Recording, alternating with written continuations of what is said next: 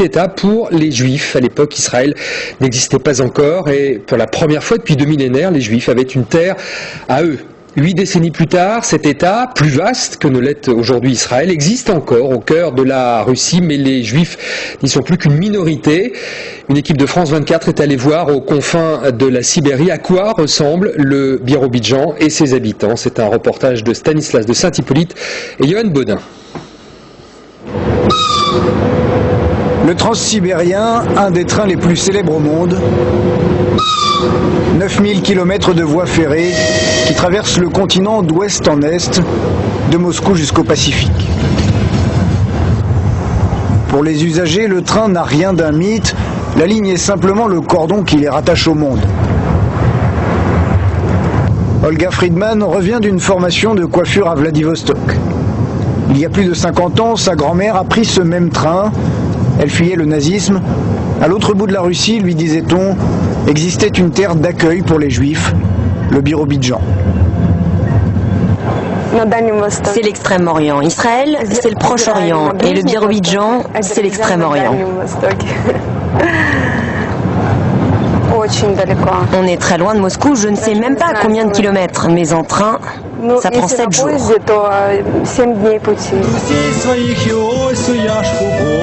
3 générations plus tard, la famille Friedman a fait souche dans ce petit État lointain, l'État autonome juif du Birobidzhan. Une petite station sur le Transsibérien, 200 000 habitants à peine dans l'État, 80 000 dans la capitale, Birobidzhan. En russe ou en caractère hébraïque, la culture juive ici est partout. Voici l'écrivain Shalom Aleichem. Dans les kiosques, les gens achètent le Birobidzhan Stern. Le journal local est en russe et en yiddish. La création de l'État remonte aux années 20. Israël n'existe pas encore, les Juifs du RSS veulent un État. Staline accepte, mais les relègue aux confins de l'Empire. Une terre vierge d'habitants, inhospitalière, où l'hiver est très rude et l'été infesté de moustiques. Voici le gouvernement de la région. L'État est un sujet à part entière de la Fédération de Russie, avec sa propre assemblée. C'est le seul endroit en Russie où tous les documents officiels sont traduits en yiddish. Ici, les Juifs ne sont pas la majorité. Mais comme on dit en plaisantant, tu as le droit de ne pas être juif, mais il faut vivre comme un juif. Valéry Salomonovitch Gourievitch est membre du gouvernement. Il est juif comme beaucoup de ses collègues, mais c'est un hasard. La constitution locale n'exige aucune appartenance religieuse. Il fait moins 20 degrés, la rivière Biro qui coupe la ville est une vaste étendue de glace. Pourtant, ce n'est pas à cause du climat que beaucoup de Juifs ont quitté la région. De 30 000 au plus fort de leur histoire, ils ne sont plus que 4 à 6 000. La mère de Valéry Gourievitch, par exemple, vit en Israël.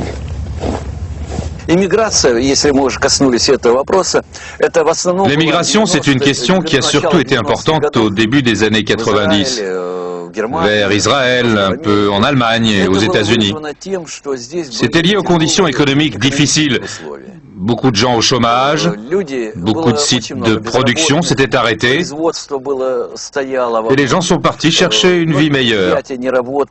Mais aujourd'hui, c'est la 4e année de suite que l'on a plus de retours d'immigrés au Birobidzhan que de départ.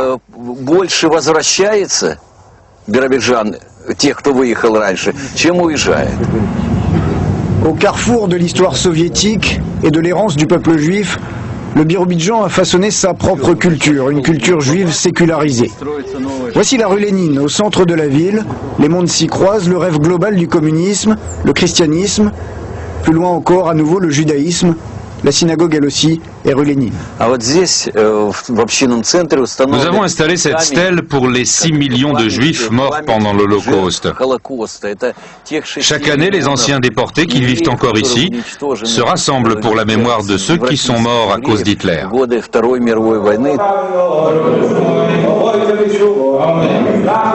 La synagogue principale de Birobidzhan a été construite il y a 3 ans à peine. La ville venait alors d'accueillir un nouveau rabbin venu d'Israël, le premier rabbin depuis des décennies.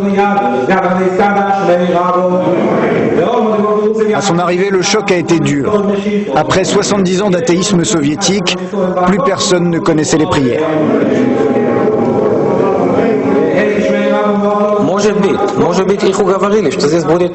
En arrivant au Birobidjan, peut-être certains ont pensé que c'était un deuxième Israël, même le premier. Puisqu'à l'époque, Israël n'existait pas encore. Beaucoup pensaient qu'ils pourraient vivre réellement comme des Juifs. Et en fait, de très loin, ce n'était pas cela. Dès le début, la religion n'était pas là. C'était artificiel.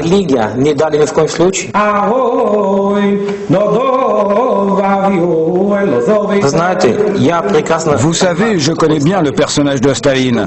Personne ne me fera croire qu'il voulait faire quelque chose de bien pour les Juifs. Je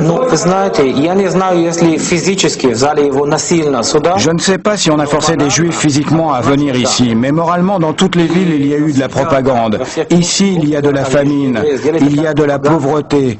Il vous faut aller là-bas. Là-bas, ce sera beaucoup mieux.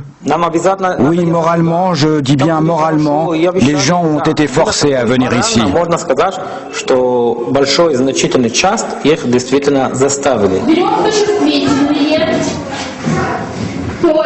Dans les bâtiments de la synagogue, plusieurs générations se croisent.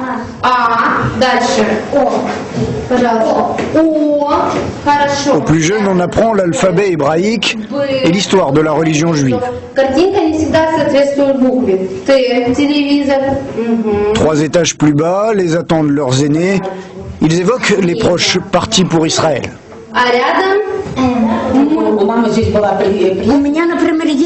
Moi, par exemple, j'en ai de la famille en Israël.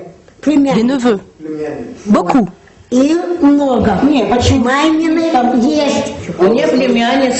Moi, j'ai ma nièce et un petit-fils qui vivent en Israël. Moi, j'ai ma tante et mon frère et ma sœur. Bonjour à tous. Ça va bien? Parmi les plus âgés, peu savent encore s'exprimer en yiddish. Mais le sentiment d'être juif, même sans être religieux, est très fort.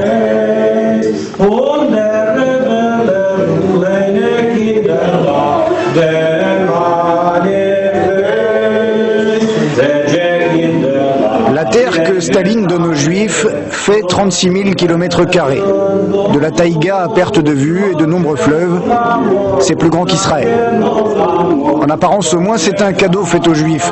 Mais peut-être Staline cherche-t-il à éloigner les indésirables de Moscou. Valgeim, petit village à quelques kilomètres de Birobidjan. En yiddish, cela signifie la maison dans les bois. Autrefois un kolkhoz florissant. Bonjour, Ziama Mikhailovitch. Vous n'êtes pas trop congelé? Non, ça va. Quelques-uns des premiers colons sont venus s'installer ici. Comme les anciens kibbutzim d'Israël, ils ont défriché la terre de leurs mains. J'avais 8 ans à l'époque. C'était en 1929. Ici, il n'y avait que de la taïga. Il n'y avait rien.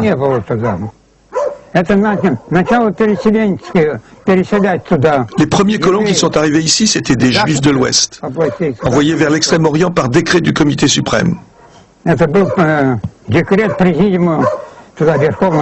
Les Juifs qu'ils souhaitaient, vous savez, ils s'inscrivaient et on les conduisait gratuitement ici, aux frais du gouvernement. Le trajet était gratuit pour nous et pour tous nos biens.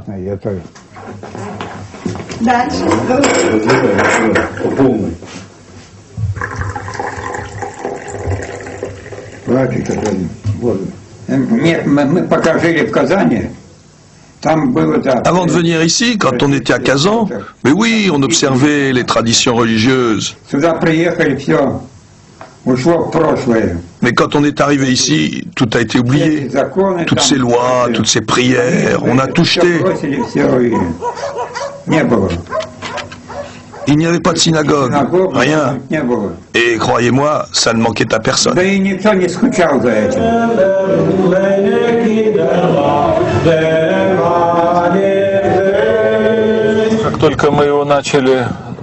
Quand j'ai commencé à faire construire cet immeuble, j'ai fait passer des publicités. En quelques mois, la moitié des appartements étaient vendus. À la fin de l'année, il n'en restait plus un. Et il reste encore 6 mois de chantier. Le Birobidjan, comme sa capitale, ne sont pas passés à côté du boom économique russe. La région, qui aurait pu rester figée dans un folklore juif, semble se développer à grands pas. Si vous regardez, il y a beaucoup de chantiers. La ville se construit. Oui, les gens ont de l'argent. Yossif Brenner est un entrepreneur qui a fait fortune quand le régime s'est converti au capitalisme. Il est juif lui aussi. J'ai fait dessiner ce chandelier à 7 branches. Ici, ça plaît à tout le monde. Le businessman a racheté une usine à l'abandon. Il produit désormais du plastique, du métal et construit des maisonnettes de chantier. Yossif Brenner a plus d'une centaine de salariés sous ses ordres.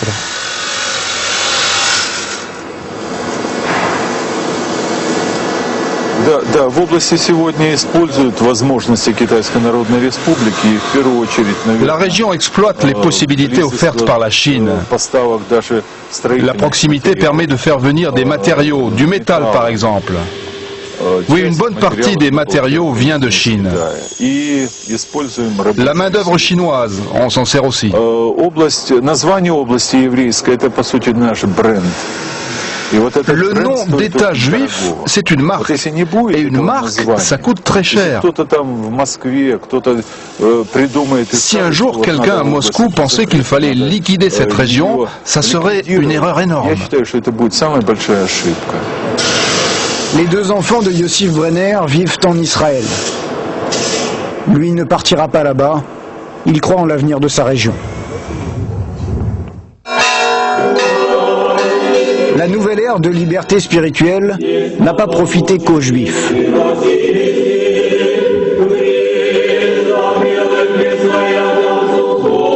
Ici, l'Église chrétienne orthodoxe a enregistré pour la seule année 2007 plus de 4000 baptêmes, presque autant que le nombre de Juifs vivant dans l'État.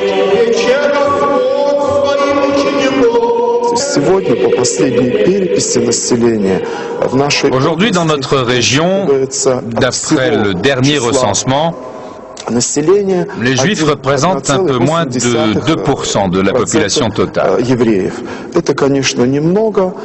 Bien sûr, c'est très peu. Mais la région a cette histoire juive. La culture est très profondément enracinée. Il faut dire cependant que les Juifs se sont fortement assimilés aux Russes.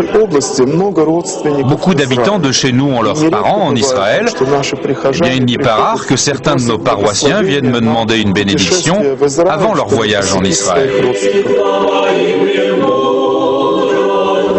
Les liens forts avec Israël, l'absence d'antisémitisme, chose rare en Russie, font du Birobidjan un lieu à part.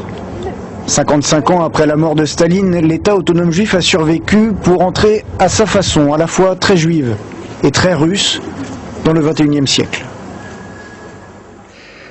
En plateau.